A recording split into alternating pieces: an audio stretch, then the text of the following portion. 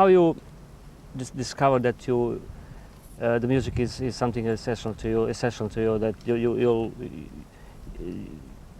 it will be your future work or... Well, very interesting enough, you know, when I was very small, again, my father used to play the trumpet. He was Guyana's greatest trumpet player.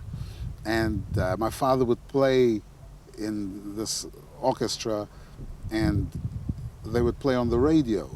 And as a little boy, I would sit by the radio, and my father would dedicate this song to his children and his wife living in Plaisance, where we're from. And that was the greatest thing to me. My father should do this, you know. And also, we'd hear my father practicing.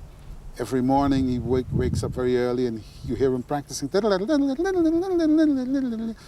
I thought, this is fantastic, you know. I didn't know that he wasn't making much money from it, you know? But I loved it. And so he would put his trumpet under the bed. And then I would take out the trumpet. Sometimes on a Sunday morning when he's worked Saturday night in some club somewhere and come home, and he'd be very tired and he'd be sleeping late, and I'd take the trumpet out very quietly from under the bed, and, and my dad would get up and he'd go crazy. He'd say, "Hey, guy, don't you ever play that again?" And he'd put it back under the bed and get out. And, oh, okay, no. But I did this every Sunday, you know, because I got to learn how to make the sound, you know. And gradually, well, my father left eventually, and there was no more trumpet.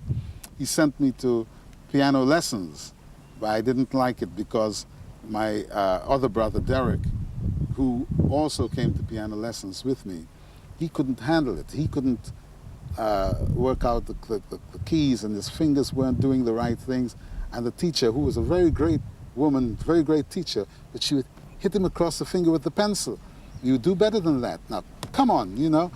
And I didn't like that. Nobody hits my brother. And so eventually we started to steal the money.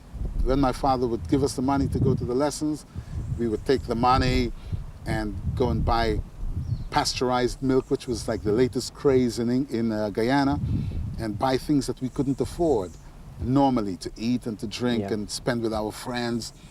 And one day, my aunt, who presumed that we were going to these lessons, met the teacher. I never thought this was going to be possible because we lived right in the back of the village and the teacher lived up the front. It was impossible to happen. But this day, being women, they met in the marketplace. And my aunt said to the teacher, "Oh, hello, Mrs. Philadelphia. How are you? Oh, very nice to see you." She says, "Oh, how is my my son, yeah. my nephews, they're doing absolutely well, are they? How is the piano lessons coming?" Ed, who? The lady said, "Piano lessons? I thought you stopped them a year ago." And so we got beaten. My grandmother gave us some licks, and she wrote and told my father, who discontinued that. And that was the end of my education for music. But when I came to England, and by then I didn't want to be a musician, I wanted to study medicine. Because I was getting real serious now, you know, I was 12 years old and my future was in front of me, and I liked to look forward to see. And I could see myself being a great surgeon in a hospital and so on.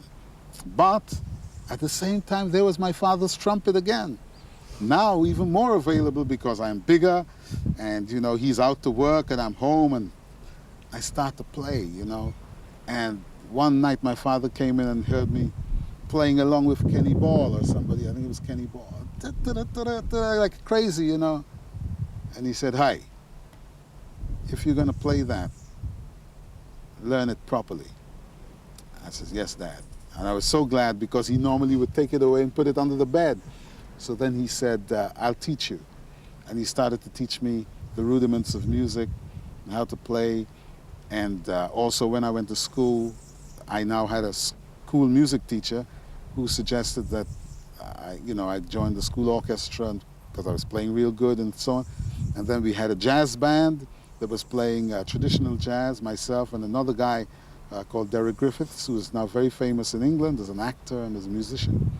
And we played in the school dances, the school assemblies in the morning time. And that led me on to forming the Equals. Okay, I'm loosened up now, children. Ow!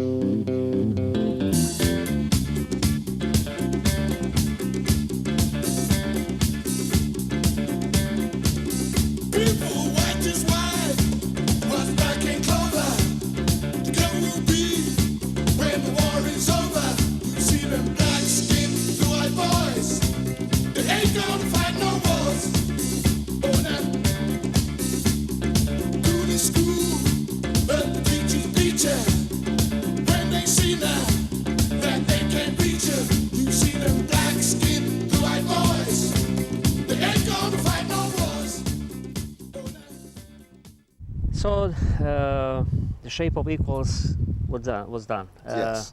How come Baby Come Back? By now, as I said, we are starting to play lots of shows. And Lee, who was looking after our management, one night called me and he said, you know, what you're doing is fine. You're playing all these American blues and R&B and your funny interpretation of pop music and so on, but you should really write. And I thought, write what? There's so many great songs. What am I going to be doing writing? I didn't pay much mind to it. And one day I was talking to my friend Gus, and he said to me, you know, I'm sure you can write songs, you know.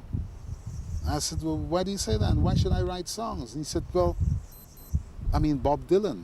It's the first time I'm going to hear this name. He says, if people can like Bob Dylan and what he writes, I'm sure you're intelligent enough to write better songs than that. And I thought, oh, well, I don't know who the hell this Bob Dylan is, but I certainly, if Gus says that I can write, and Gus was my closest friend. We did everything together at school. We're great mates, and we still are great mates till today. And he convinced me to write songs. And so I went home and I thought about it. And I knew this girl who was not a girlfriend, but I knew her very well. And I would go by her house. And one day I was talking to her about what I'm going to do. I said, I think I'm going to become a great songwriter. And she said, how? You've never written a song. I said, no, there's a point there. And she said, to write the song. You know, she said, oh, I've got a tape recorder. My father gave it to me for my birthday or something, and I have no use for it. Here, have it. If you're going to be a great songwriter, start with this, you know. And I said, okay, and I took it, and off I went, and I wrote my first song, which was I Won't Be There. My first real song, because I tried before, but my first real song was I Won't Be There. And circumstances worked, like destiny, you say. We were playing at a club called the All-Star Club as a residency. Yeah. And we were very popular there. It was it was a black club, but lots of white people went there as well. And it was a very nice place to be, because I saw all the great American artists come there. Stevie Wonder played there. Joe Tex, I think, played there. Wilson Pickett played there. Solomon Burke played there. So all these great American artists, a group called the Vibrations, who eventually the Equals became more like them than anything else, you know, they played there. And so we were glad to be in this environment. And then one day the manager, who was very nice to us, said,